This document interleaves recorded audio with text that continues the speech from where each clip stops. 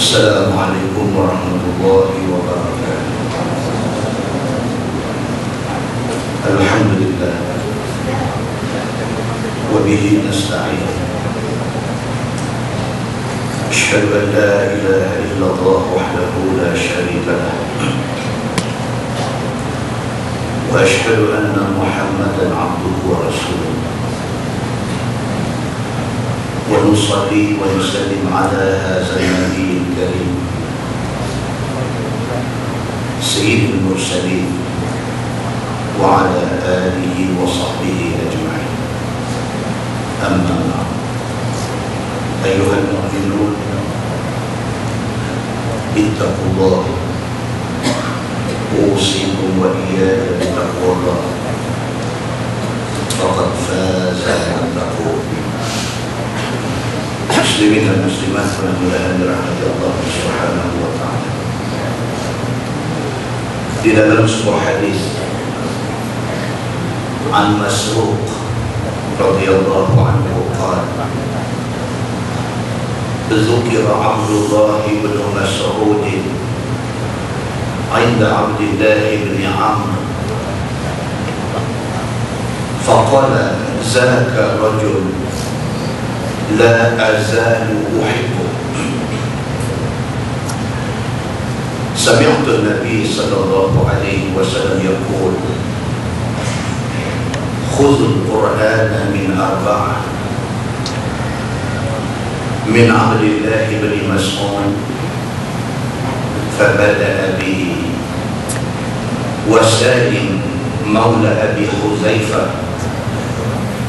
ومعاذ بن جبل، وأبي بن كعب، أو كما قال hadis sahih riwayat Al-Bukhari. Daripada Masruq radhiyallahu anhu, kata dia apabila disebut nama Abdullah bin Mas'ud di sisi Abdullah bin Amr radhiyallahu anhuma, kata Abdullah bin Amr, zaka rajul la azalu uhibbu.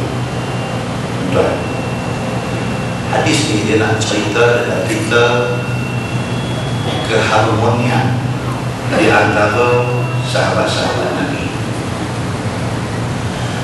Sahabat-sahabat Nabi ni dia tak berdengki. Sahabat-sahabat Nabi ni dia hidup kasih mengasihi. Sahabat-sahabat Nabi ini mereka sama mereka lengkap melengkapi.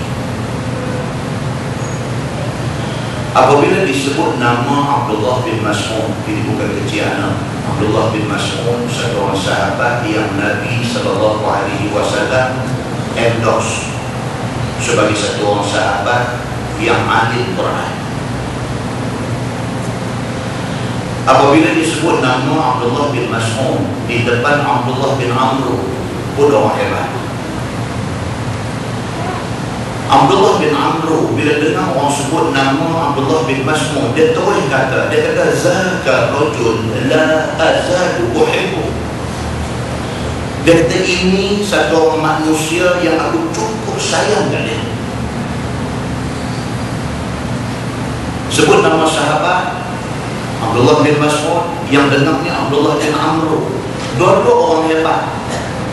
Tapi bila sebut nama Abdullah bin Mas'ud, Abdullah bin Amr kata ini satu orang manusia, dia kata la azalu uhibbu, yang aku bila pun aku sayang dia. Kita tak ada suasana ni dalam masyarakat kita. Kita ustaz sama ustaz tak cantik.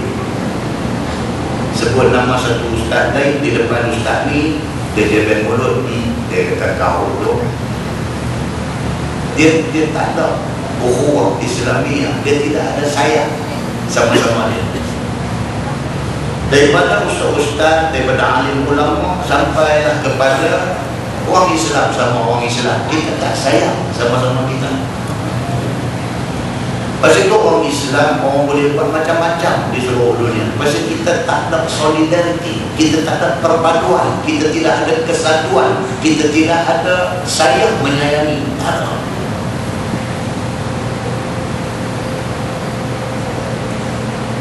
Kata Abdullah bin Amr, sami'tu Nabi sallallahu alaihi wasallam yaqul, khuzul Quran min arba'ah. Abdullah bin Amr kata, aku disayang dengan Abdullah bin Mas'ud ni pasal apa? Pasal aku dengar Nabi sallallahu alaihi wasallam ada bersabda, Nabi kata kalau hampa nak ambil Quran, ambil daripada 4 orang ni. Min Abdullah bin Mas'ud fabada'a bihi. Nabi sebut mula sekali Abdullah bin Mas'ud. Nabi kata hampa sahabat-sahabat ada ni, kalau hampa nak mengaji Quran, kalau hampa nak faham Quran, kalau hampa nak reti Quran, hampa ambil daripada 4 orang ini. Nabi kata ini endorsement, ini satu pengesahan daripada Nabi akan kebolehan 4 nama yang nak disebut tadi. Kalau yang hampa nak belajar tu Quran, kalau yang hampa nak reti tu Quran, kalau yang hampa nak alim tu ilmu Quran, Nabi kata ambil daripada 4 orang ni. Yang pertama Abdullah bin Mas'ud. Nabi kata Wasalim maula Abi Huzaifah. Kalau nak belajar Quran, belajar daripada Salim maula Abi Huzaifah. Kalau nak belajar Quran, wa Mu'az bin Jabal, belajar daripada Mu'az bin Jabal. Nabi kata wa Ubay bin Ka'ab. Dan kalau nak belajar Quran, belajar daripada Ubay bin Ka'ab. Ini 4 orang. Kalau hampa pergi belajar Quran, memang betul apa yang hampa ambil daripada mereka. Muslimin dan muslimat yang Allah macam sekalian, siapa dia ada 4 orang sehingga mereka ini tersenarai di dalam senarai orang yang menerima darjah kebesaran Allah dan Nabi SAW. Ini disenaraikan di dalam satu senarai penerima darjah kebesaran Allah. Bila Nabi sebut, maknanya itu Allah suruh-suruh. Abdullah bin Mas'ud tak boleh sebut ini manusia, Nabi SAW sebut ini manusia, Allah faqihkan dia tentang hal agama dan Quran. Siapa Salim maula Abi Huzaifah? Satu orang yang berasal daripada hamba. Salim maula Abi Huzaifah, dia ni asal-asal hamba, bukan orang merdeka, orang yang dijual beli di pasaran. Penguru dia, tuan punya dia, yang memiliki batang tubuh dia, Abu Huzaifah. Bila Abu Huzaifah dengar Nabi SAW menganjurkan supaya orang yang ada hamba bebaskan hamba, Abu Huzaifah bebaskan Salim ini. Bukan setakat dia bebaskan Salim hamba dia ni, dia merdekakan Salim dan dia bagi Salim ni menikah dengan anak menakan dia.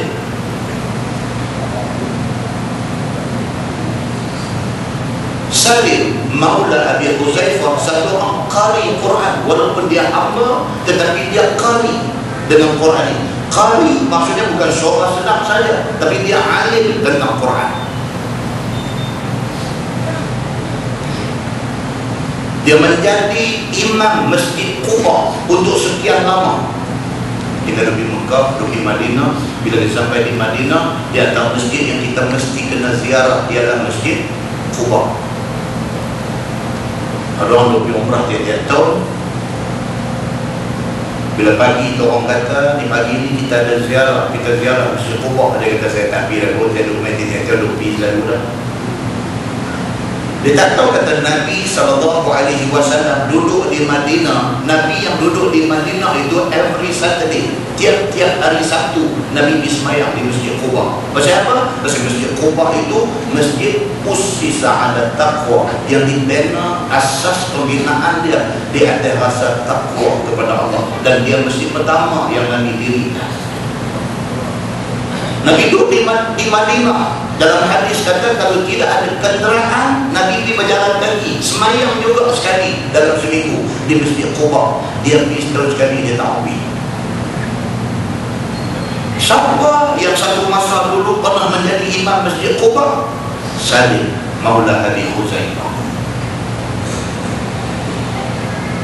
Suatu perang Yamamah, kalau kita baca dalam sejarah, perang Yamamah ini perang yang berlaku di antara Islam dan juga golongan murtad. Salim Maula Abi Huzaifah turun di dalam perang Yamamah ini apabila orang yang dipertanggungjawabkan bawa bendera Islam di dalam perang itu, Zaid bin Khattab, apabila dia tewas di dalam perang itu, bendera dia bawa duduk terbang nak jatuh, Salim Maula Abi Huzaifah disambang dengan tangan kanannya. Pasal apa? Pasal bendera itu adalah simbol kepada pasukan Islam.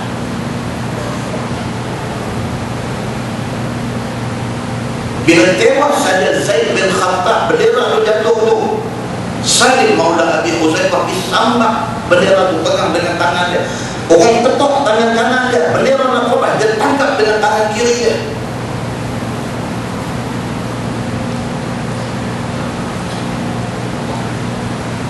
Dan perang Yamamah itu berakhir dengan matinya Musailamah Al-Kadzdzab, orang yang mengaku jadi Nabi palsu ini.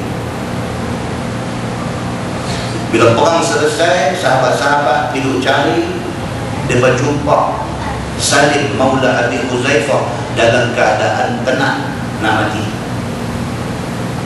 Dia cerita apa? Bila orang sampai dekat dia, mulut yang terbit di mulut dia, dia kata macam mana keadaan Huzaifah bos lama dia.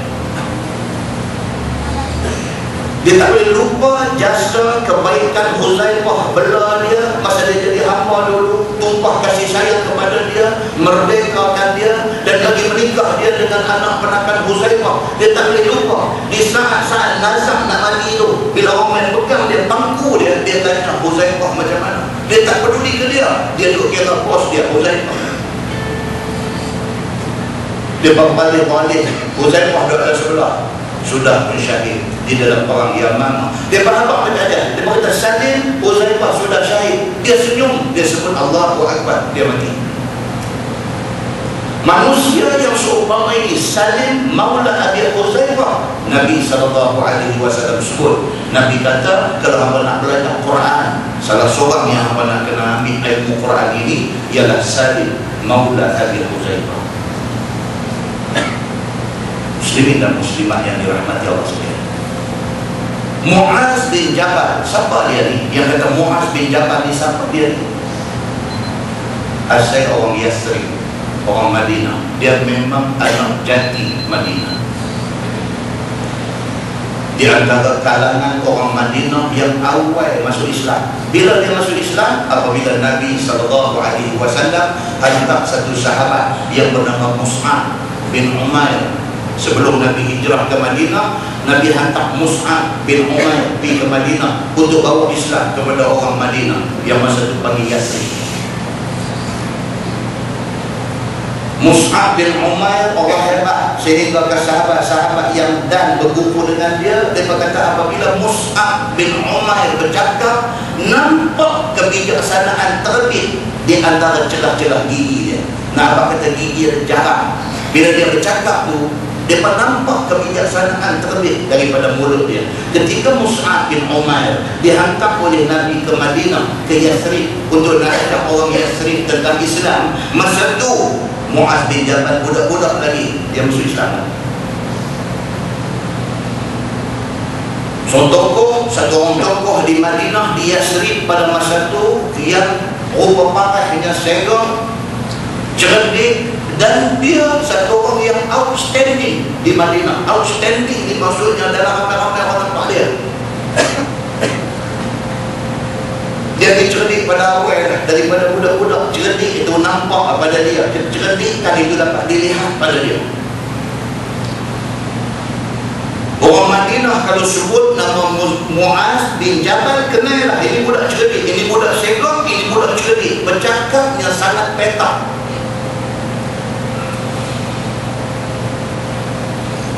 Dia bukan sahaja alim dalam agama, bahkan dia qari dalam Quran. Dan dia satu orang yang disebut oleh Nabi SAW sebagai satu orang yang sangat faham tentang halal dan haram.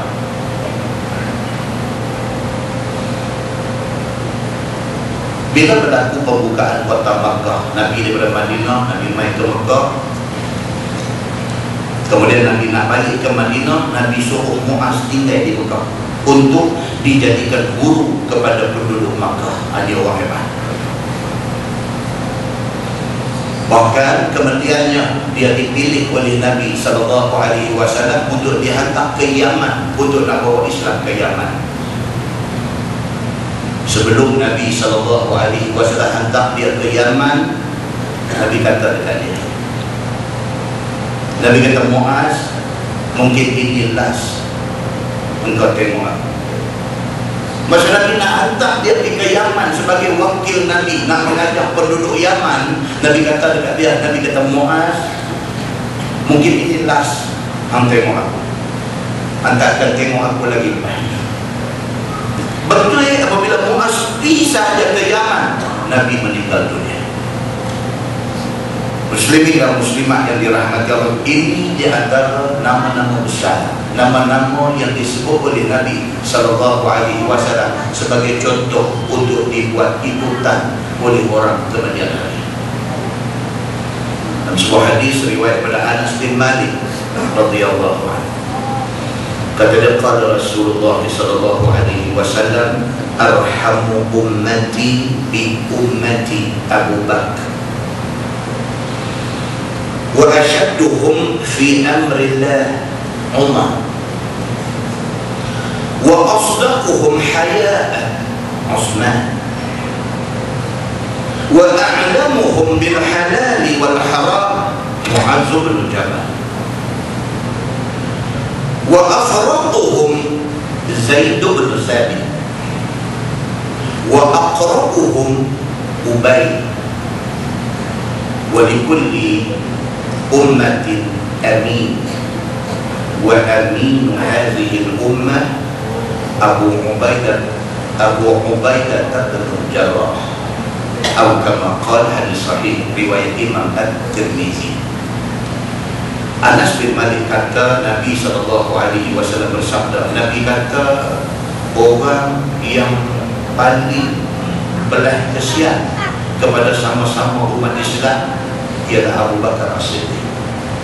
Nabi ni, dia nak abang dalam hadis ni, kata Nabi ni, dia kenal sahabat dia ni, dia kenal sungguh-sungguh. Kita, bini kita pun kita tak kenal sungguh-sungguh. Bini kita pun kita tak kenal sungguh-sungguh. Dia boleh jual kita $10 bini boleh jual lelaki hari ni. Pasal apa? Pasal kegagalan lelaki kenal bini.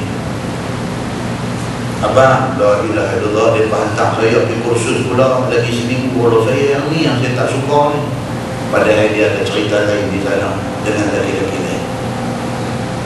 Jadi dalam masyarakat hari ini, pasal apa jadi macam tu? Kegagalan kita mengenal isteri kita sendiri.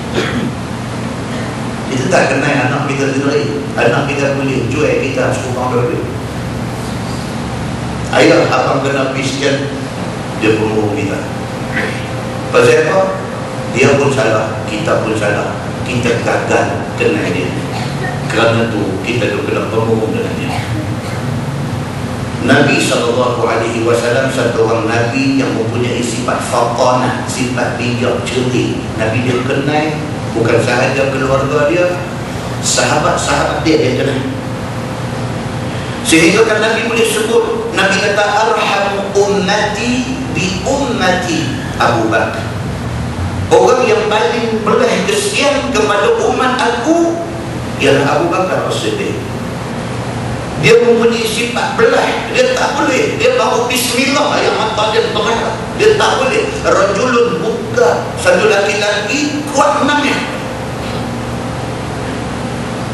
Wa asyadduhum fi amrillah Umar. Nabi kata yang tegas dalam hal yang melibatkan agama Allah, hukum Allah, perintah Allah, Umar Al-Khattab. Nabi kata,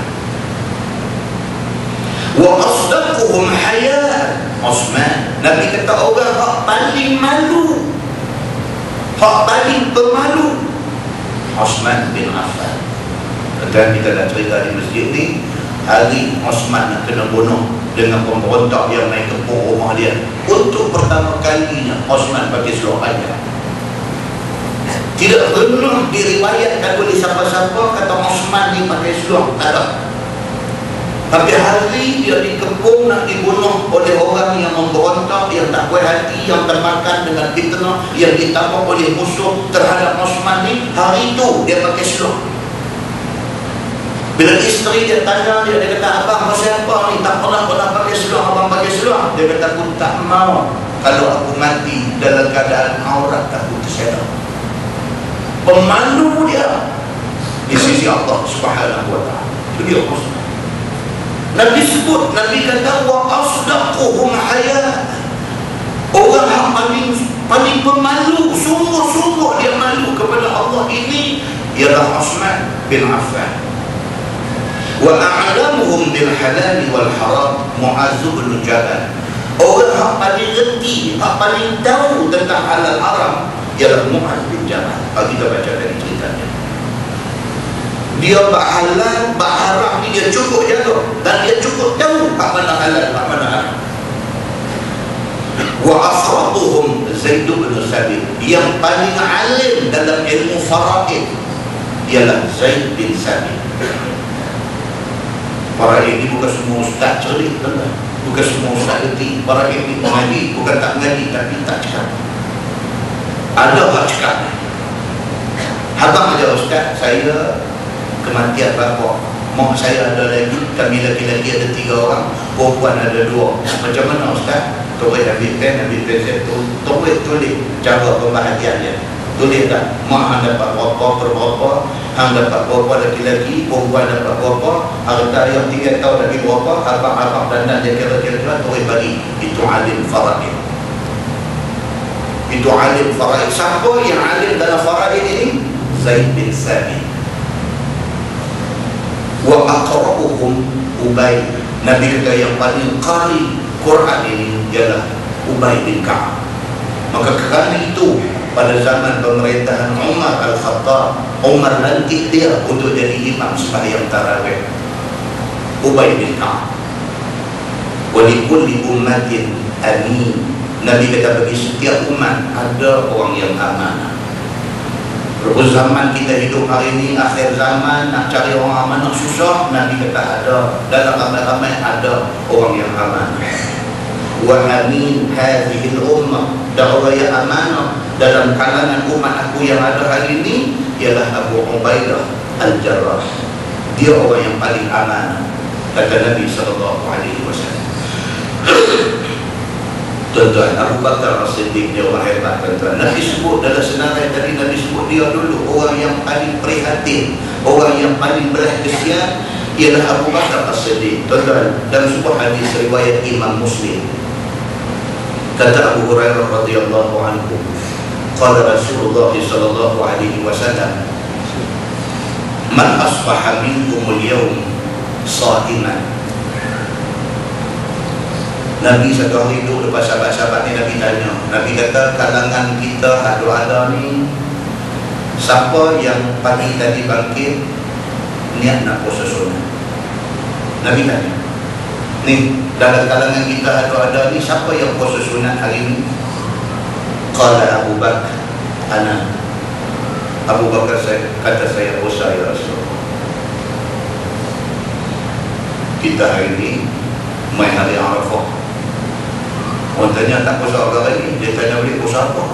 Tak tahu pun kata puasa, tak tahu pun. Orang habaq pula kata hari ni Yaumul Arafah ni, hari Arafah ni.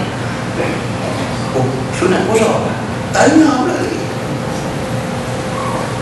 Abu Bakar As-Siddiq hari Isnin, hari Khamis puasa. Nabi tanya, siapa yang hari ni puasa sunat? Dia kata, ana ya Rasulullah. Nabi SAW tanya, faman tabi'a minkumul yawm janazah. Nabi kata hari ini siapa yang ada ikut jenazah ke kuburan? Qala Abu Bakar, ana. Dia kata, saya ada ikut. Tadi ada satu kematian, saya ikut sampai ke kubur. Qala Nabi sallallahu alaihi wasallam, faman at'ama minkumul yawm miskinan. Nabi kata, siapa dan pada kalangan ada ramai-ramai ni yang hari ini ada bagi makan orang miskin? Qala Abu Bakar, ana ya Rasulullah. Dia kata, saya ada bagi makan orang susah tadi. Qala faman ada minkumul yawm maridan. Nabi kata, hari ini siapa yang ada pergi ziarah kawan-kawan sakit? Qala Abu Bakar, ana ya Rasulullah. Abu Bakar kata, datang pergi tengok seorang sakit tadi. Qala Rasul sallallahu alaihi wasallam, majtama'na fi imri'in illa dakhala al-jannah. Nabi kata, siapa yang semua benda aku tanya tadi dia buat, dia ahli syurga. Aku tak mau cakap banyak. Nabi kata, siapa yang semua benda aku sebut tadi, aku tanya siapa puasa sunat, dia ada buat puasa sunat. Aku tanya siapa yang hari ini ada ikut jenazah ke perkuburan, dia ada ikut jenazah ke perkuburan. Siapa yang hari ini ada bagi makan orang miskin, dia ada bagi makan orang miskin. Siapa yang hari ini ada pergi tengok orang sakit, dia ada pergi tengok orang sakit. Siapa yang buat semua benda ni, Nabi kata, aku tak mau cakap banyak, illa dakhala jannah, syurga tempat dia. Nabi kata. Maksud dia apa dia, tuan-tuan? Maksudnya kita ni disuruh jadi orang baik, dan di antara ciri sifat orang baik itu ialah orang yang menjaga hal ehwal kemasyarakatan. Muslimin dan muslimat yang dirahmati Allah sekalian, minta banyak-banyak kepada Allah supaya kita dikekalkan di dalam kebaikan, hidup kita melakukan kebaikan, mati kita di dalam kebaikan, bangkit kita esok bersama dengan orang-orang yang melakukan kebaikan. Mudah-mudahan mukadimah itu memberi manfaat kepada kita, insyaAllah. Kita menggunakan Bahrul Mazi jilid 15. Bahrul Mazi jilid 15, muka surat 239, muka surat 239. Kita masuk tajuk baru, bab ma jaa fi dukhul 'ala al-umara. Itu bab yang datang pada menyatakan masuk kepada raja-raja. Tajuk malam ni nak cerita bagus tak bagus kita ni jadi orang yang duk keluar masuk jumpa orang sukses. Bagus tak bagus kita jadi orang macam tu. Ketahuilah saudaraku, adalah dikehendaki dengan raja di sini ialah khalifah, sultan ataupun raja besar yang memerintah negeri. Maksudnya orang besar. Raja maksudnya sama ada raja betul, sultan ataupun menteri, perdana menteri, menteri besar, itu maksudnya. Orang yang ada kuasa memerintah dalam negeri, itu maksudnya. Baik, dia nak cerita hal ni, apa hukum kalau sekiranya kita ni tu ulang alik keluar masuk di tempat orang besar-besar ni, apa hukumnya? Dan dikehendaki dengan masuk ke atas raja ialah dibalik, duduk bercampur gaul dengan mereka itu. Itu yang dimaksudkan. Kita ni ialah duduk berbuih dengan mereka ni. Bunyi telefon dia akan tahu, Assalamualaikum Datuk. Bukan sadar telefon Datuk, tapi sampai 10 kali bunyi, 10 Datuk telefon dia. Hebat. Kering kata bunyi, Assalamualaikum Tan Sri. Kering kata bunyi, Assalamualaikum Datuk Sri. Angkat kawan kan orang lain, tanya dia kata dah kawan semua, cuma teknik kebetulan lepas ni yang telefon semua. Kemai kita kata salah kan berkawan dengan orang besar-besar? Salah tak salah, saya diri dia. Cuba kita tengok dia kata apa. Maka jika sekiranya masuk duduk di dalam majlis raja-raja itu kerana nak membetulkan jalan agama dan kerana nak mengajar dan kerana nak memberi nasihat, maka itu tak apa. Kita duduk masuk keluar tu kita boleh bercakap benda tu ke dia, tak apa. Kita masuk jumpa dia pasal apa, saja boleh peluang sembang-sembang. Sekali dengan abang kata Datuk, Allah semalam saya pergi masjid semalam, mereka baca hadis pasal apa, Pasal Datuk sibuk tak damai, cucu Datuk tolong abang. Kalau maknanya kita pergi dekat dia, kita boleh bawa satu ilmu bagi dekat dia. Dia dengar, oh betul ke? Yang tu apa? Quran ke hadis? Dan kita kata hadis. Hadis riwayat siapa? Datuk ni kata, kita apa hadis Bukhari Datuk. Oh bagus. Boleh tak cari kat saya hadis tu? Kod-kod lah saya pergi cakap di mana-mana, boleh saya petik hadis tu. Satu ilmu kita boleh bagi kat dia. Terus masuk jumpa dia tu, tanya Datuk, tak ada projek apa lah. Datuk tahu. Ataupun lagi tahun dia masuk pergi, dia kata apa? Datuk mau ni, tengok Datuk maki dia buat bagus. Dia kata saja saya maki. Bagus tu rumah kasar ni. Dia tu lagi tahun. Pasal apa? Dia menambah kahut Datuk tu lagi. Main hati dia macam ni. Dia nak amak kata bagus. Benda abang tu buat tak bagus, dia tidur amak bagus. Bagus tu patut dia paling muajam macam tu. La haula wala quwwata illa billah. Terkadang-kadang masuk jumpa orang besar-besar kerana nak menyampaikan nasihat, nak mengajar agama dan sebagainya, terkadang menjadi wajib dia. Kadang-kadang wajib.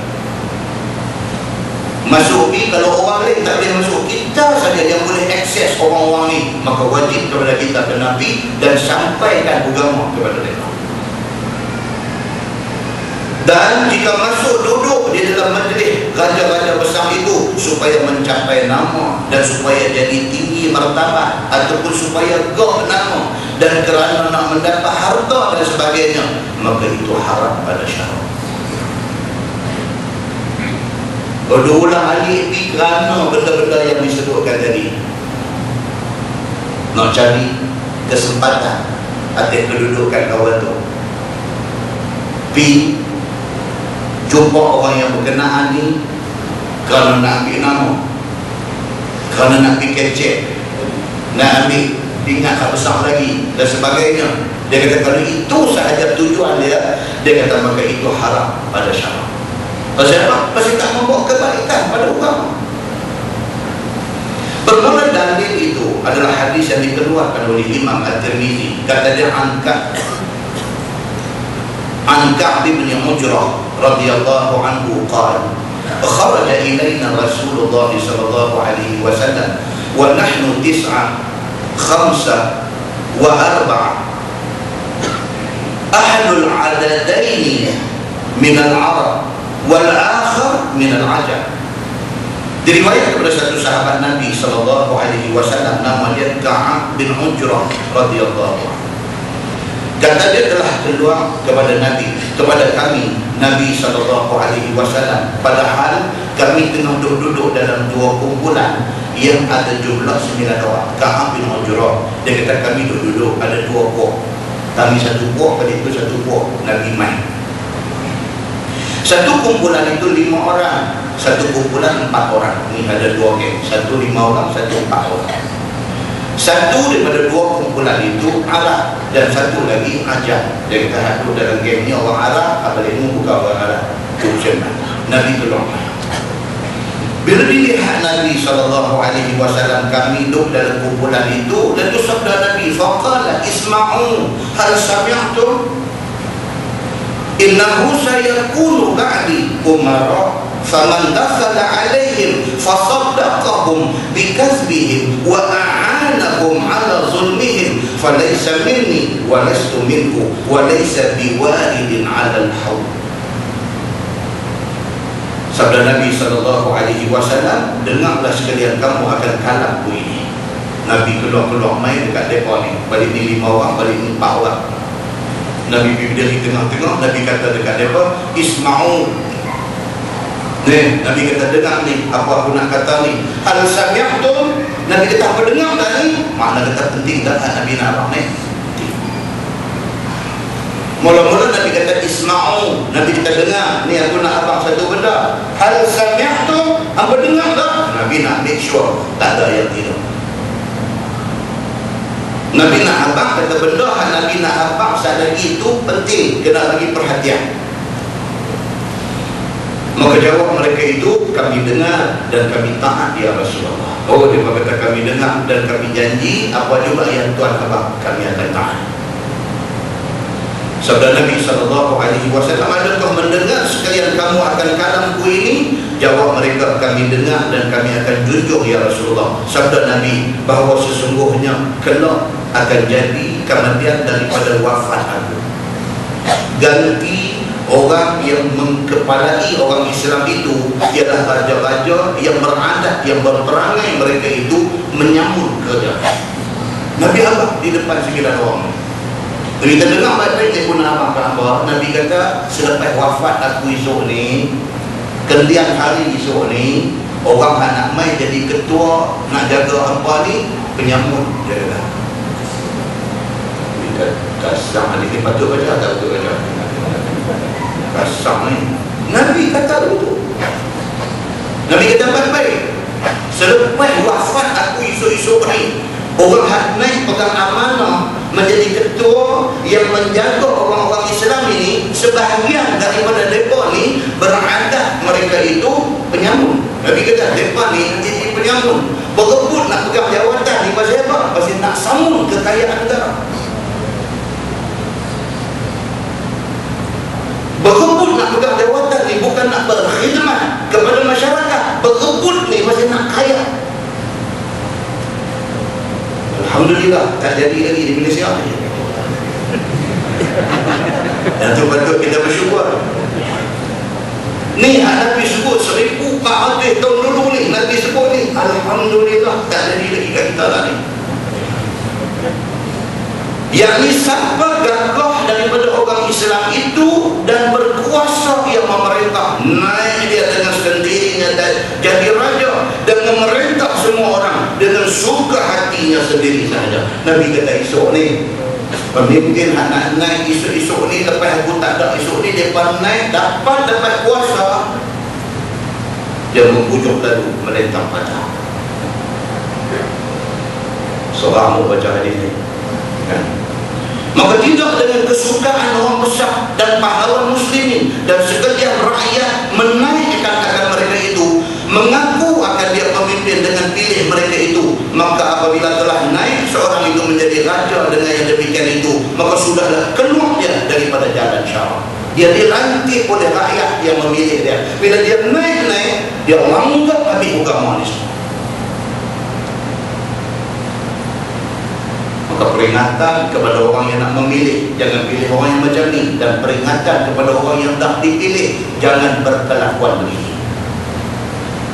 Itu Quran, itu hadis. Kita bila dengar ni nak ambil yang tiba tu. Semua orang hak pilih, aku kena ambil yang tiba, aku kena pilih orang yang tak ada sifat Nabi sebut ni. Orang hak dah dipilih ni, dia kena ingat, aku jangan jadi macam yang Nabi sebut ni. Aku tak mau jadi pemimpin yang nak mengaur kekayaan negara atas amanah yang diberikan. Dan diperintahkan sekalian orang itu menurut hawa nafsunya. Dia perintah, dia ikut nafsu, tidak ikut Quran, tidak ikut hadis, tidak ikut agama. Dan diperintah harta baitul mal itu sebagaimana kehendaknya. Duit zakat pun dia pakai suka hatinya.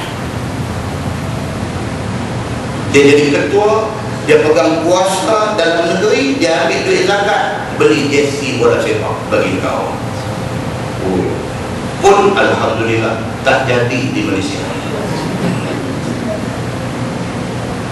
Dia lupa kata itu duit zakat. Dia lupa kata duit zakat itu channel dia kepada asnaf zakat. Dia lupa Quran sudah bagi tahu innamas sadaqat lil fuqara wal masakin. Dah bagi tahu satu-satu asnaf tu. Dia lupa termasukkah jersey bola di dalam asnaf itu. Muslimin dan muslimat yang dirahmati Allah sekalian. Dia kata di Zimbabwe tadi benar. Maka tidak menurut sebagaimana hukum syarak itu. Maka siapa masuk oleh mereka itu, yakni dibalik kepada pemimpin yang seperti itu, duduk bercampur dengan mereka di dalam majlis mereka itu, serta membenarkan akan segala karut-karut mereka itu yang keluar daripada jalan syarak itu, maka tidaklah diterangkan salahnya. Dia masuk pergi bukan nak terang benda-benda betul, suruh betul dah, benda salah suruh betul, dan tidak ditunjukkan jalan hukum Allah dan Rasul kepada mereka itu, bahkan ditolong akan Duduk ada berbuat zalim diri mereka itu. Dia masuk pi bukan nak buat kebaikan kepada orang tu lah. Dia masuk pi menganjurkan lagi kabut mereka itu. Yang dicari karena ditunjukkan jalan helah yang dikatakan harus pada syarak, mengerjakan apa yang berbetulan dan bertentangan dengan hawa nafsu raja yang besar yang demikian itu. Bukan dia bina habak kata benda ni haram, pasal ini Quran, ini hadis kata haram. Tak. Dia masuk pi, orang besar kata dekat dia, ni saya nak buat benda ni, ambil kata dalil kata boleh. Dia jadi rugi. Sebetulnya dia masuk di kena habak, benda ni tak boleh buat. Dia kata bos, benda ni tak boleh buat. Pasal Quran tak bagi buat. Benda ni tak boleh buat. Pasal hadis kata tak boleh buat. Dah, dia masuk pi, bos dia kata kat dia, ni saya nak buat benda ni, saya tak mau dengar ni haram-haram semua, ambil cari dalil kata boleh. Balik buka kitab, dia kata balik puang untuk cari ni, nak bagi boleh, apa yang kau tu mahu. Ya nak, orang yang macam ni. Muslimin dan muslimat yang dirahmati Allah. Maka bukanlah orang yang pergi balik kepada raja dengan yang demikian itu daripada orang yang mengikut jalan. Nabi kata kalau mereka ni dapat peluang dia bercampur dengan orang besar, dia tidak nasihat orang besar bagi jadi elok, sebaliknya mereka duduk sokong kabut yang orang besar ni duduk buat, mereka ni bukan orang yang mengikut jalan aku. Nabi kata. Dan tiada dia datang minum di telaga aku pada hari akhirat esok, minum yang boleh menghilangkan dahaga. Nabi SAW kata apa? Akibat yang akan menimpa orang ini ialah apa? Besok di hari akhirat dia ada satu haud, satu telaga Nabi. Orang yang macam ni Nabi kata jangan dekat dengan telaga. Nabi marah. Macam satu mak, satu ayah yang marah dekat anak yang derhaka ni. Dia kata kalau anak buat lagu hamba, hang tak mau dengar apa yang mak dengan ayah kata, jangan Nabi bijak dah rumah tu. Lebih kurang macam tu. Nabi kata siapa yang masa di atas dunia ada akses boleh masuk kepada orang besar-besar, dia tidak masuk untuk beri nasihat agama, sebaliknya dia masuk hidup sokong kabut daripada tu, esok di hari akhirat Nabi kata jangan hampir dengan telaga. Dalam sebuah hadis riwayat daripada Anas bin Malik radhiyallahu anhu, kata Nabi sallallahu alaihi wasallam qala ma baina nahiyatay hawdi kama baina Sana'a wal Madinah. Nabi kata yang kata telaga aku tu, Nabi kata yang kata telaga aku tu dua tepinya, nak jumpa teping balik ni dengan teping balik tu, Nabi kata lebih kurang daripada Sana'a di Yaman sampai ke Madinah. Besar dia. Nabi kata ni yang kata telaga aku di hari akhirat esok di padang mahsyar esok, sampai terpilih untuk minum air telaga Nabi ni akan dahaga tak sampai bila-bila.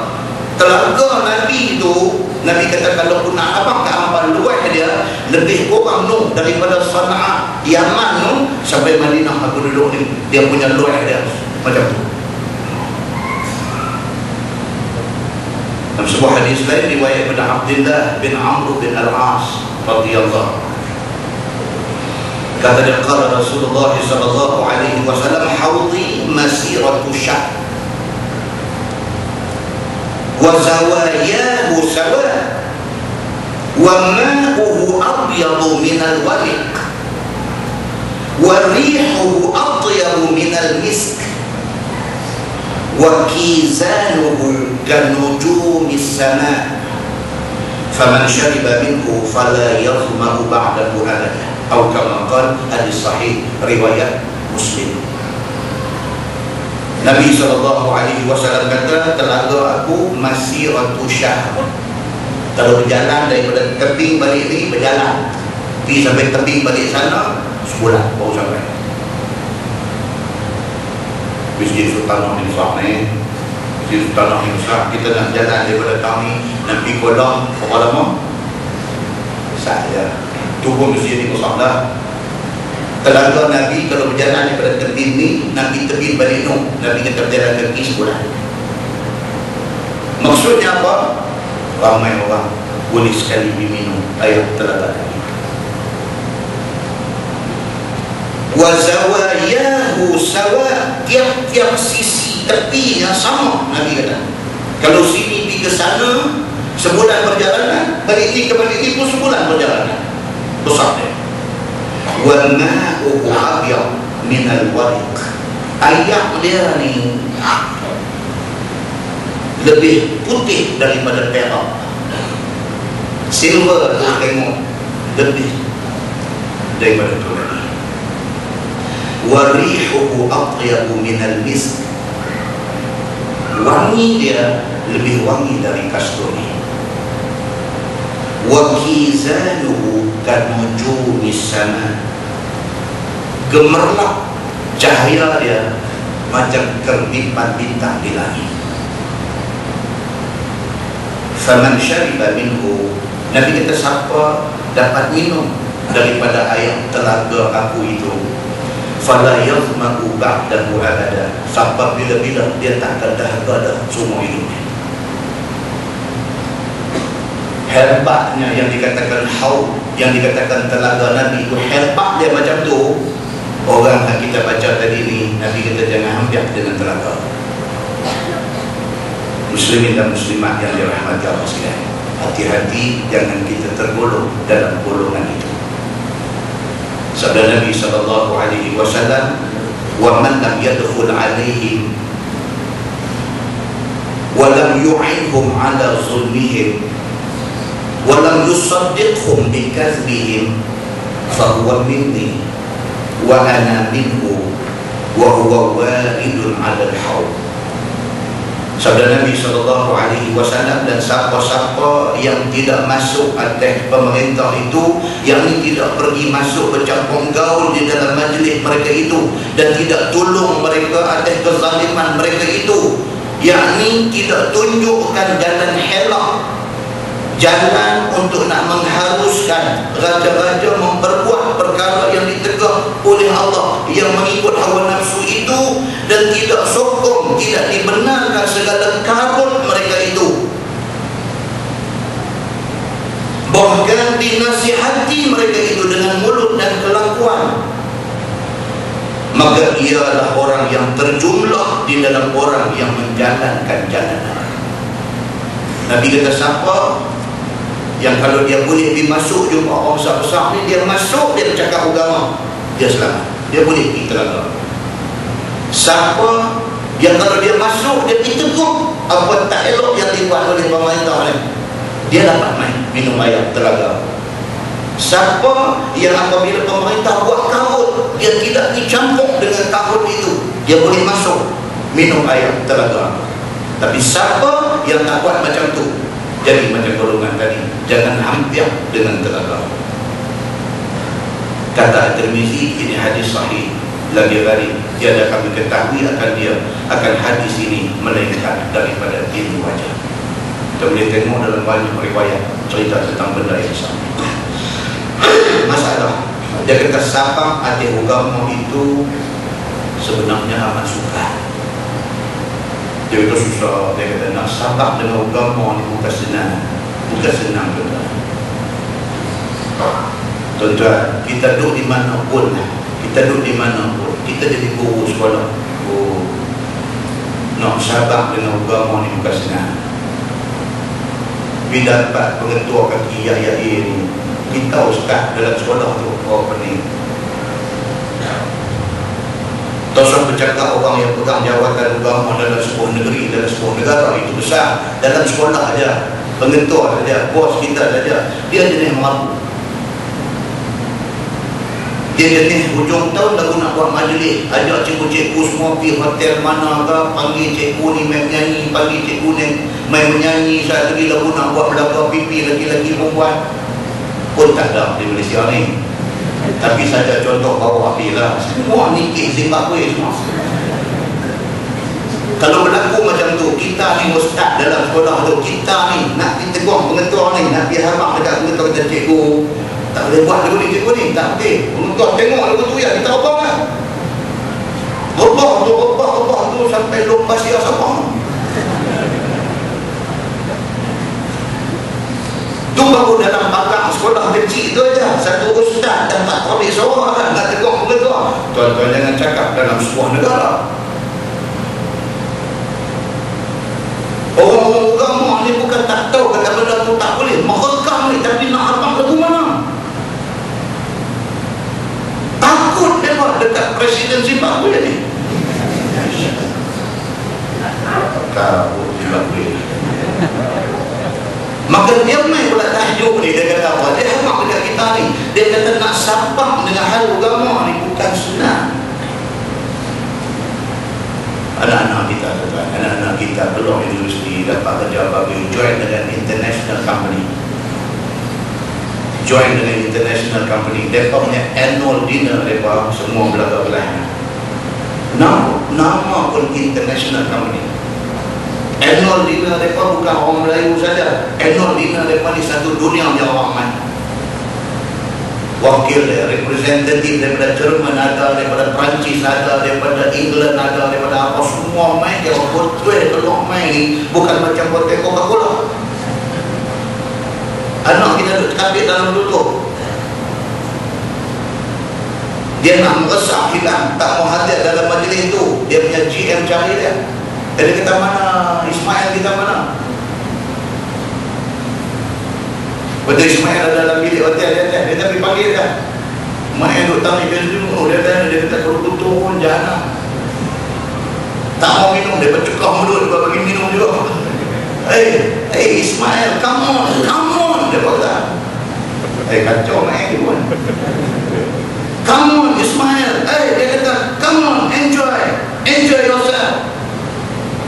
Dia ni pun duduk nampak muka mak dia, muka pak dia, nampak lagu terpadam, nampak lagu terpadam. Dia kata kalau turun memang padam betul boleh. Aku ni bukan kuat mana sangat. Dia kata tapi tak turun nak jadi pasal ya.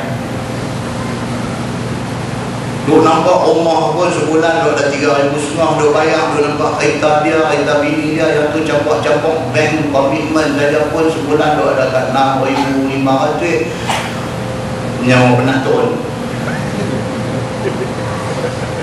Orang yang tidak pernah duduk dalam situasi itu tak nampak benda ni. Tapi orang yang duduk dalam situasi itu, telefon Ustaz nak tanya ni saya masalah. Ustaz kalau saya turun juga tapi saya tak minum, saya just duduk kerat kediam duduk, tak dosa kalau Ustaz? Kalau kita kata kira ada bunyi, kira niat hang ada mana. Ustaz ada hadis apa ada tolong email mereka saya hadis nak duduk main tu. Budak-budak hari ni juga. Tuan-tuan kata saja dia tak mau dia nak dengar dalil. Betul ke ada hadis kata apa kalau kita duduk dalam majlis orang duduk minum apa semua tapi kita tak minum, kita duduk tu tak berdosa. Ada satu hadis Nabi gambar Nabi kata tak apa. Dia ada tak ada mana ustaz kena tanya aku tak ada sekali. Kita nak kata kat ni macam tu punya company habis buat kerja apa hari saya bang dah ni rezeki Allah ada di mana-mana cakap orang betul. Ustaz ni dia pun bismillah dia resign tak ada kerja, tak ada duit nak makan minum anak bini, dia memang ustaz ni. Dia memang ustaz ni. Assalamualaikum Ustaz, saya ingat lagi tak saya ada ketang sama dia tu. Saya lah Ustaz pangat so monti kerja apa ni. Oh okey so apa jadi? Monti ada ni. Rumah pun tak ada bayar, tarik balik kan. Ustaz saya tumpang tidur sama Ustaz boleh tak? Jangan main-main tu tak. Jadi satu benda yang serius bagi sesetengah orang. Allah kita kata takkan tak boleh cari kerja tak boleh. Dia kata duk cari Ustaz ni masuk 2 bulan dan duk cari tak dapat. Ustaz ni daripada boleh duk senyum jadi main pun nak spek kan nak lari. Lepas tu tengok nombor dia ni tu dia pun tak angkat. Pasal apa? Dia duk bawa main 3 lantai nak tidur sama Ustaz. Muslimin dan muslimah yang dirahmati Allah sekalian. So dia nak beritahu apa? Sabar dengan hal agama ni amatlah sukar. Istimewa zaman kita ini iaitu zaman yang sangat banyak fitnah atas agama. Ni kitab ni tulis bila tuan? 60 tahun dulu. 60 tahun dulu Syekh Idris Al-Marbawi kata fitnah terhadap agama ni cukup dahsyat. Kalau 60 tahun dulu dia kata dahsyat fitnah, hari ni tuan-tuan tak tahu nak kata. Dia duk main balik ni. Musim jahiliah ni duk main balik dah ni. Tuan-tuan sedang tak sedang, bulan apa nama cuti sekolah, kenduri ni pelamin duk naik balik lari. Sedang tak sedang. Awal 80-an dulu orang tak buat lah pelamin, tak mau lah. Pasal apa tahu dah ni bukan Islam punya budaya ni. Bersanding apa semua ni bukan Islam punya budaya. Tahun 60-an 70-an dulu kita buat, kita jahil nak buat macam mana. Lah ni dah kita dah mula duk reti dah apa, tak mau dah. Itu awal tahun 80-an. Dia main tahun 2010 naik ke atas lagi, pelamin naik balik. Kawan nak cari makan naik pelamin ni buat duit balik lah ni. Pelaibut lama ada buat pelamin dulu lempang di belakang kepok padi, ambil balik lah ni. Tak nak paku balik, orang panggil balik pula dah. Dia nak abang apa? Dia nak abang kata main balik ni, benda ni dia main balik. Duk main balik live band ni apa, dulu orkestra The Chandni. Duk main balik lah ni. Tapi Chandni tak ada lah, dia buat tali kita mau butuh ya biar ada. Dia main hari lain pula, dia main lagi. Panggil balik live band untuk hari kenduri ni. Panggil balik pemain satu punya. Oh dulu jangan tuan-tuan. Sampai pula tempat saya di Tasik Lurong pun kira batu 5 sik turun. Batu 5 sik turun siap dengan pakej jempung dia sekali. Dulu tahun 70-an turun. Orang dah tahu jempung ni mana. Dulu panggil jempung. Dan yang paling menarik tahun 70-an tu, Tok Imam pun tak baca kitab malam tu, dia pun nak pergi sana juga. Ya Allah. Tok Imam malam tu gila dia baca kitab. Malam tu ada kenduri dengan kampung, batu 5 sik main. Dulu lah tahu batu 5 sik tak ada benar dulu. Orang lepas sembahyang maghrib lalu duduk tengok Tok Imam ni, tengok dia pun tengok apa. Malam ni tak ada alasan kita nak pergi sana. Dia pun ada di sana. Bangku tin lipat. Ram kata buka silang punggung penaik lutut, cucuk pada dia pun duk tengok gelap dengan gigi main sekuntung duk nampak. Itu cerita tahun 70-an. Hari ni duk main balik. Cuma beza dia apa dia? Tok Imam lagi tak pergi. Itu beza dia. Maka Syekh Idris Al-Marbawi yang kita baca ni, dia beritahu kat kita, dia kata zaman ini adalah zaman yang banyak fitnah atas agama 60 tahun dulu. Sama ada pada ibadah ataupun pada muamalah ataupun lainnya, fitnah banyak. Dalam hal ibadah pun cenderung betul-betul dia lalu ke mana. Hari ni orang boleh tanya soalan.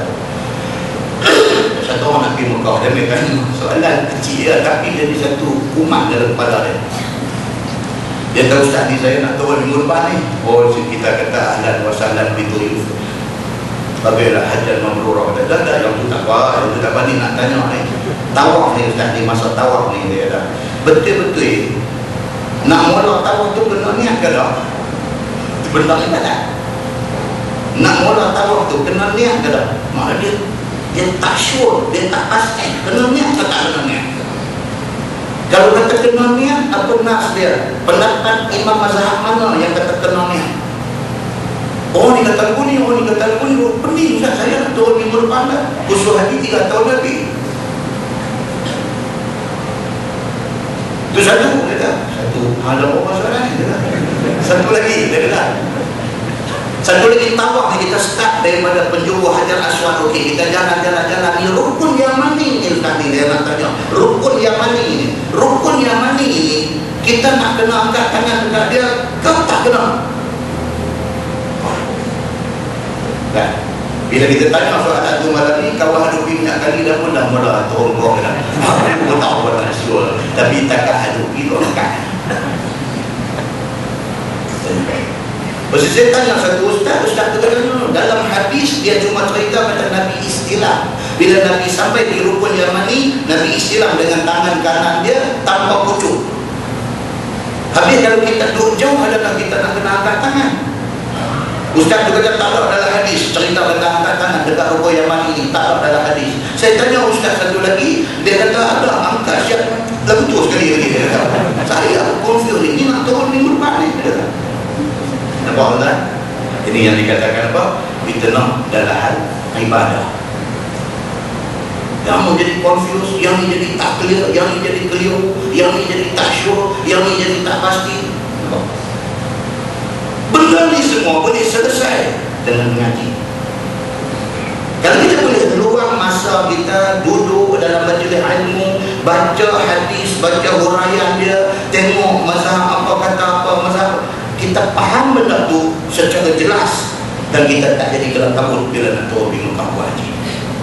Punya kanutnya orang yang pergi Mekah buat haji, buat umrah ni, sampai kita tengok orang perempuan bila selesai tawaf, sa'i, lepas sa'i dia nak bertahalul bagi orang yang buat umrah. Bila dia nak tahalul perempuan ni, lepas habis sa'i yang ketujuh, dia ada di Marwah sana, nak tahalul potong rambut ni, depan khalayak ramai lelaki-lelaki yang bukan mahram dia ni, angkat tudung lah bagi kawan kau. Rambut tu apa? Rambut tu aurat. Itu aurat dia. Laki-laki tak apa lah bila sampai di Marwah tarik rambut kan. Perempuan dia nak kena gerak rambut, tapi dia kena pastikan dia duduk di tempat yang terpelihara aurat dia. Duduk mana-mana tempat sama-sama perempuan baru kan, ataupun balik ke hotel baru kan.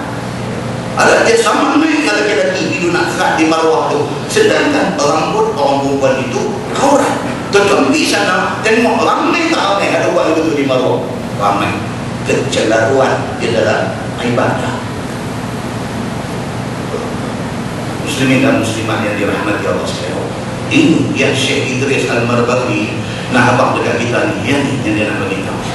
Begitu sekali orang yang ada di dalam masyarakat pada hari ini keliru tentang hal-hal yang menyangkut tentang ibadah, tentang muamalah dan sebagainya. Sekiranya tidak seorang yang berpegang hati agama itu dengan kurnia Allah dan taufiknya, maka tentulah tiada sempat mengerjakan sembahyang dan berzikir dan berdoa. Itu dia kata punya fitnah dahsyatnya akhir zaman ni, kalau tak betul-betul kuat, sembahyang bertinggal. Kenduri dia tak sembahyang. Kalau tak betul-betul kuat agama ni, sembahyang ni memang halai-halai dia. Tak kalut dengan sembahyang ni. Sembahyang ni betul-betul sembahyang waktu rajin dia ada sembahyang, waktu tak rajin dia tak sembahyang, waktu tak kalut dia sembahyang, waktu kalut dia tak sembahyang. Kadang-kadang kita jadi mak atau tua ni, bila anak kita yang dah rumah tangga kerja balik main rumah ni, mata kita ni duk hati tengok dia sembahyang dalam lagi ni. Tengok masa dah nak habis dah baru tanya kata sembahyang dah lagi asal. Ada lagi baru nak dari dia sembahyang. Punya tak ambil beratnya sembahyang. Kita punya cuak. Lepas maghrib lagi duduk di dapur ni, mak dia duduk tanya kakak ni, mak tanya kakak betul-betul ni, kakak duduk sembahyang dah. Mak tanya sembahyang buat tak sembahyang pula. Kata ada yang tadi apa sampai nak masuk maghrib kakak tak sembahyang asal lagi. Dah tadi terlupa. Sembahyang terlupa. Mak ni mula dah sambil duduk potong apa ni, duduk abah kakak dulu ayam susah kakak, hantar kakak pergi mengaji, ungkit balik. Kakak bukan mengaji sekolah biasa tau. Kakak daripada sebelum masuk sekolah dah masuk taski, dah masuk pasti, kakak dah mengaji agama kakak. Ayah bagi masuk sekolah rendah Islam dulu kakak. Jangan buat macam ni kakak. Semayang ni penting kakak. Dia kata dia kata mak sudah, saya bukan tak semayang, saya semayang, mak jangan dulu. Nampak tuan-tuan? Tak risau kan kita mak bapak bila tengok anak macam ni. Muslimin dan muslimat yang dirahmati Allah sekalian. Dengan sebab apa pergi jadi macam tu? Dengan sebab nak menerkam kerja, mengumpul dunia dan mau kaya. Pasal itu saja. Anak-anak pergi jadi dulu ni pasal apa? Pasal nak menerkam dunia. Dia kata otak tak nak fikir lain, fikir nak tambah duit. Otak tak nak fikir lain, fikir ni kerja nak dicari side income lagi, nak cari pendapatan sampingan lagi, nak jadi agent direct selling itu ini dan sebagainya. Sekali lagi dia buat motivasi kuasa itu semua habis dia semayang. Bukan semua, tapi ramai. Muslimin dan muslimat yang dirahmati Allah sekalian. Ataupun kerana mau bersukaria dan kerana nak turut hawa nafsu dan juga kerana nak turut teman handai yang sebaya. Pasal kawan ni pasal Kita bagi dekat dia daripada tazki dulu, sekolah tentang Islam dan sebagainya, sampai peringkat universiti. Dia ubah channel, dia masuk bidang profesional, dia pergi jadi accountant, dia pergi jadi lawyer, dia pergi jadi engineer, dia pergi jadi apa. Sedangkan asas kita dah bagi cantik lah. Sampai di peringkat tu terpadam habis yang asas ni. Pasal apa? Pasal nak menerkam dunia. Perkataan yang digunakan oleh Syekh Idris Al-Marbawi, menerkam dunia. Muslimin dan muslimah yang dirahmati Allah. Dan jika sekiranya tidak dengan pertolongan Allah, tentulah pencarian dalam hal kehidupan itu semuanya haram dan syubhat. Kalau tak kerana Allah tolong, habis membojong lalu melentang patah, haram halal itu dia tak kenal dah. Dia bedah semua sekali. Nasib baik Allah tolong dia. Allah tolong dia bagi teringat juga sekali-sekala, teringat juga sekali-sekala, maka dia jadi elok sikit hari ini. Muslimin dan muslimah yang dirahmati Allah, dengan kerana mendapatkan makan minum dan pakaian dengan tipu dan bohong, dan memakan harta orang dengan jalan haram itu, menuntut harta dengan riba, berhutang dengan riba, duduk di dalam rumah yang haram, berjalan di tempat yang haram, pergi datang semuanya haram. Ada orang hidup macam tu. Hidup dia ni keliling semua sumber haram. Wal'iyazulillah. Ada orang macam tu. Rasuah ni menjadi wajib bagi dia. Dia dah set dah hidup dia tu. Gaji sekian banyak, rasuah sekian banyak. Dia campur dua tu, itu keperluan dia, keperluan bulanan dia. Bila tak dapat yang tu, dia tak boleh hidup. Rasuah sudah menjadi makanan harian dia. Anak bini dalam rumah membesar dengan duit rasuah. Muslimin dan muslimah yang dirahmati Allah sekalian. Tetapi orang yang kuat berpegang dengan agama, sabar dan ditahannya dirinya daripada segala yang haram itu dengan bersungguh hati, sebagaimana disebutlah hadis riwayat At-Tirmizi, kata dia an Anas bin Malik radhiyallahu anhu qala Rasulullah sallallahu alaihi wasallam, ya'ti 'ala an-nasi zamanun as-sabiru fihim 'ala dini kal qabid 'ala al-jamr. Maksudnya apa? Diriwayat pada sahabat Nabi sallallahu alaihi wasallam, nama dia Anas bin Malik radhiyallahu anhu. Sabda Nabi sallallahu alaihi wasallam, akan main satu masa kepada manusia yang sabar mereka itu dengan agama seperti orang yang genggam bara api. Siapa nak pegang dengan agama betul-betul macam tu genggam bara api. Kalau tak tahan betul-betul lepas agama ni. Kalau tak tahan betul-betul, tak boleh dah nak beramal dengan agama ni. Umpama Nabi kata, orang yang nak pegang dengan agama di akhir zaman ni macam orang genggam bara api. Yang ni sehati-hati susah dia berpegang dengan syarak itu dan mengibaratkan sebagaimana orang yang pegang bara api. Kata At-Tirmizi, ini hadis sahih.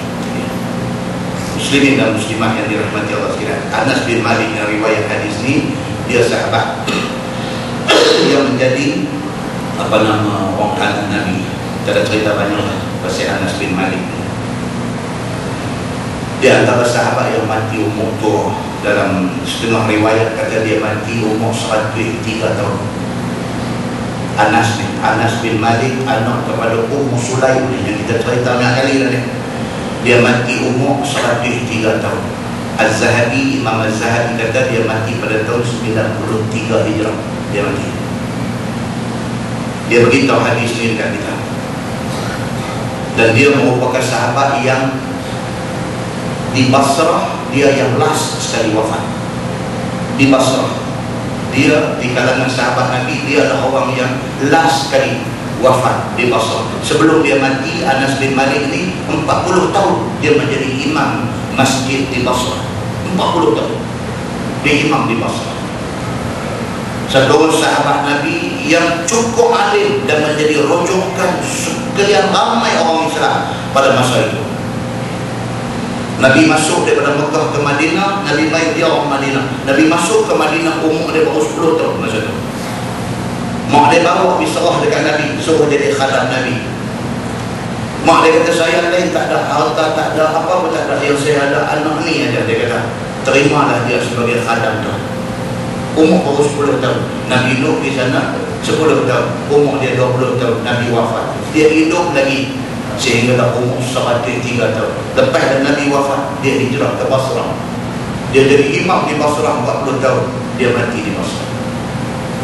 Dia beritahu dekat orang, dia kata Nabi SAW beritahu menjelang akhir zaman, siapa nak pegang dengan Islam sungguh-sungguh, dia ibarat orang yang kena genggam bara api. Kalau tak tahan, lepas dah agama. Kalau boleh tahan, syurga dulu nanti. Muslimin dan muslimah yang dirahmati Allah sekalian. Masalah dia kata umat Muhammad membesarkan diri, akhirnya menjadi hina diri.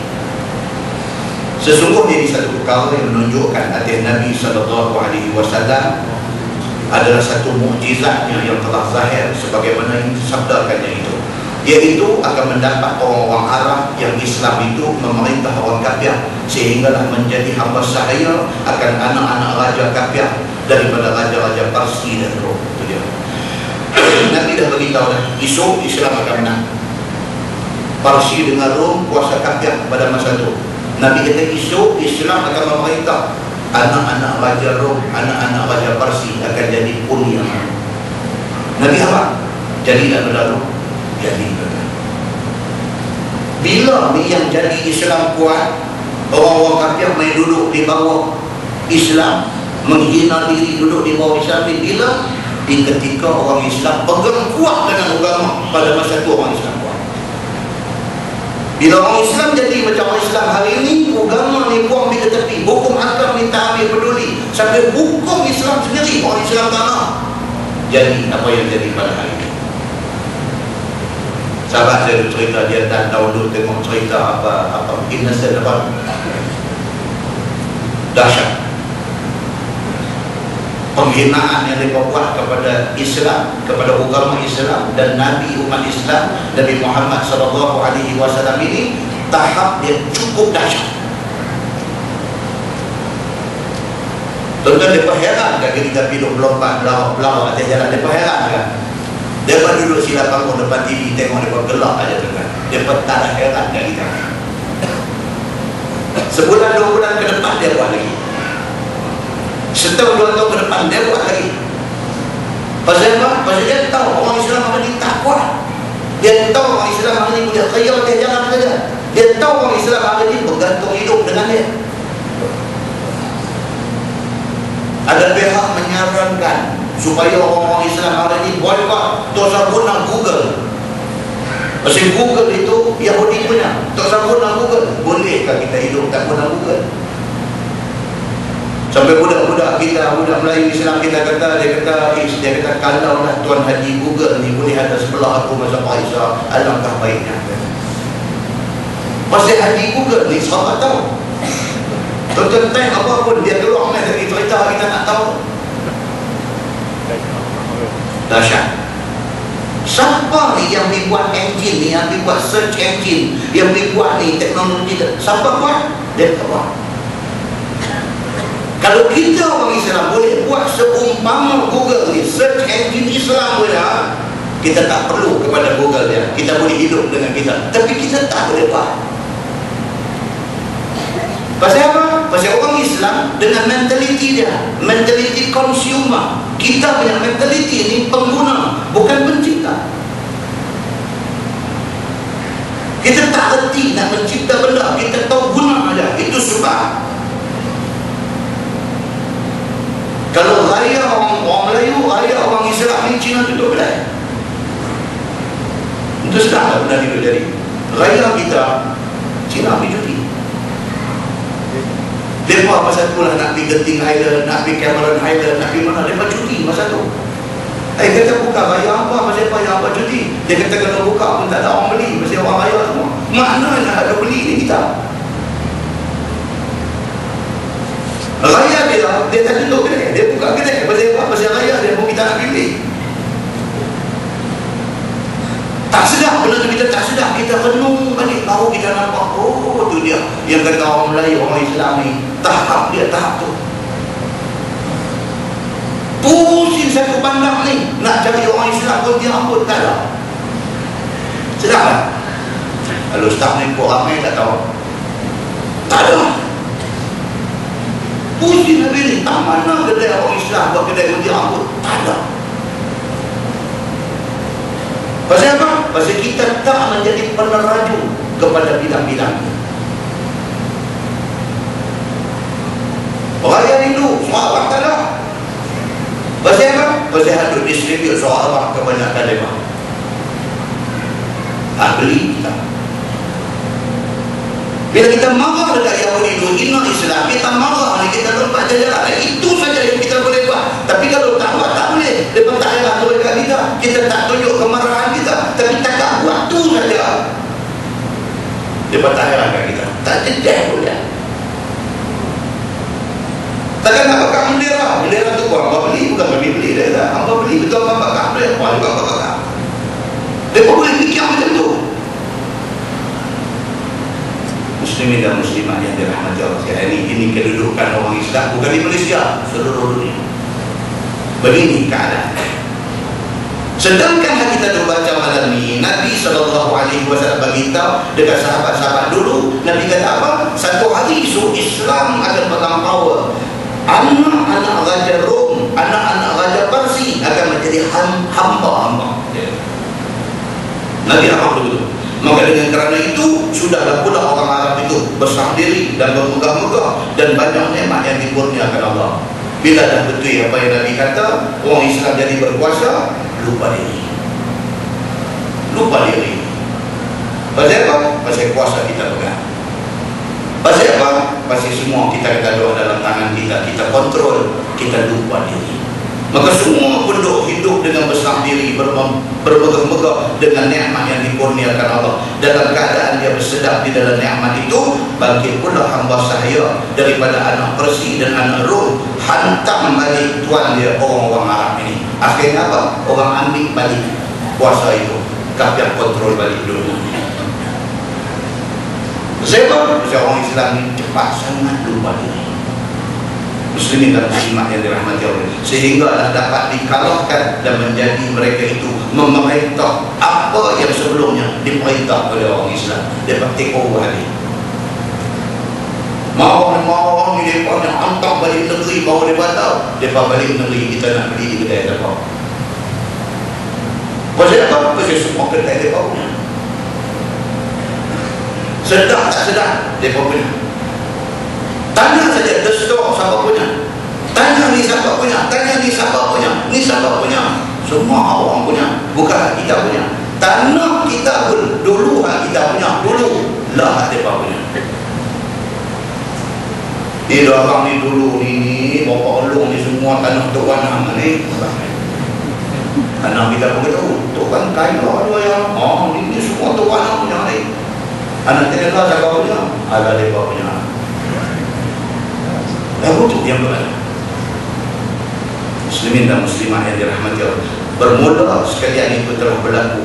Bermula hadis yang menunjukkan dikeluar oleh Imam At-Tirmizi. Kata Ali bin Umar radhiyallahu anhu qala Rasulullah sallallahu alaihi wasallam, "Idza mashat ummati al-mutayqa wa khadamaha abna'ul muluk, abna'u Faris wa Rum, sulita syiraruha ala khiyariha." Diriwayatkan oleh satu sahabat Nabi SAW, nama dia Abdullah bin Umar bin Al-Khattab radhiyallahu anhu. Kata dia, sabda Nabi SAW, apabila banyak jadi berlaku di kalangan umat aku jalan melenggang-lenggang besar diri kerana banyak nikmat yang dikurnia Allah.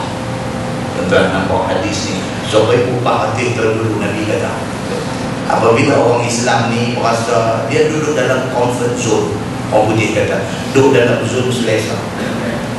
Pasal apa? Pasal Malaysia ni negeri kita, kita duduk dalam zone selesa. Pasal apa? Pasal anak kita dapat keputusan tak apa elok pun dapat universiti. Pasal apa? Pasal kita payah-payah ada subsidi. Pasal apa? Bila kita duduk dalam keadaan macam tu, terlalu comfort, terlalu selesa, terlalu bergantung hidup kepada orang. Bila kita duduk dalam keadaan macam tu, kita lemah. Dan tengok orang Islam duduk di Singapura, kuat tak dia? Orang Islam Singapura, tetapi tengok dia kata masjid di Singapura. Oh, hebat. Dia pun masjid dia ada kompleks. Masjid dia ada kompleks. Masjid keliling ni ada klinik, ada klinik gigi, ada minimarket, ada barber shop, kedai gunting rambut, ada kedai rempah cabai, ada restoran, ada klinik. Saya tanya, saya kata ni yang duk menjaga ni siapa? Budak-budak ni dulu pergi mengaji atas beasiswa masjid. Masjid bagi beasiswa, budak-budak ni dia pergi mengaji, dibuat medik, dibuat perubatan, balik main buka klinik dalam masjid. Dan orang Islam disuruh support dia. Dan orang Islam support. Saya bawa masuk balik ke masjid rolling balik duit tu, bagi lagi kepada anak Islam di masa depan. Pasal apa dia boleh buat macam tu? Pasal apa? Pasal dia minoriti di Singapura. Pasal apa? Pasal dia tak dapat macam kita dapat keselesaan ini. Kalau dia tidak usaha, dia tidak dapat. Maka kerana tu dia usaha dan dia struggle dan dia hidup.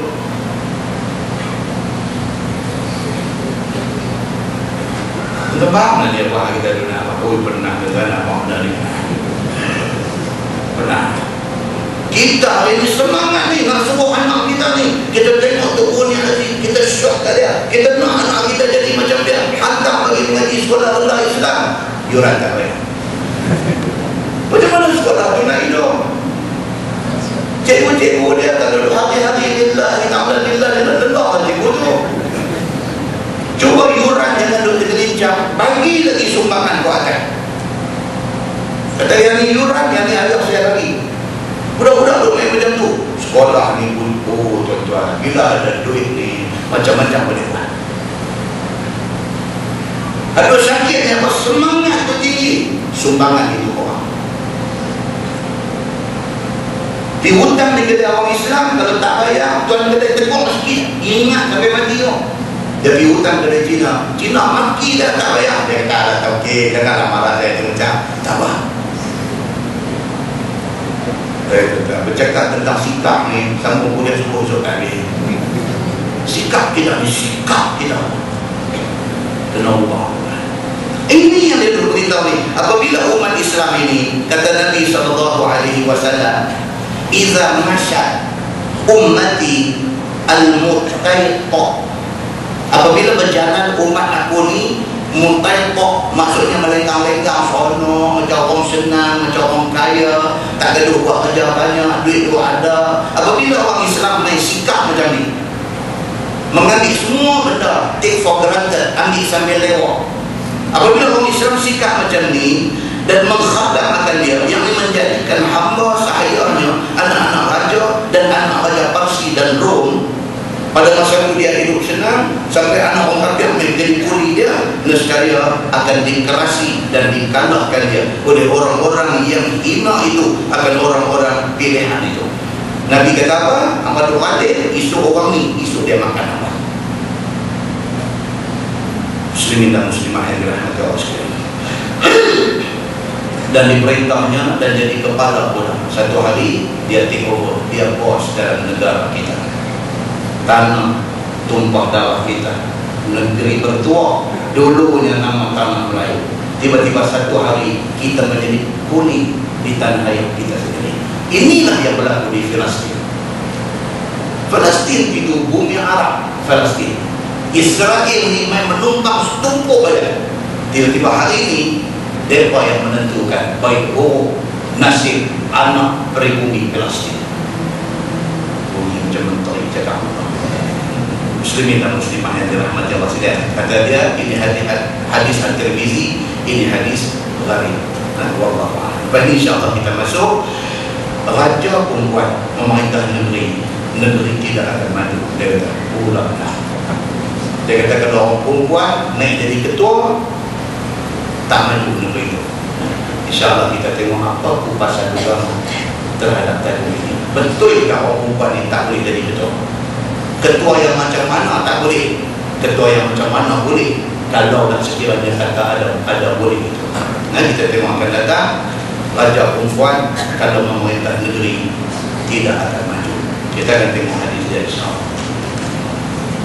Wallahu a'lam. Kita tunggu dengan tasbih kafarah dan surah Al-Nas.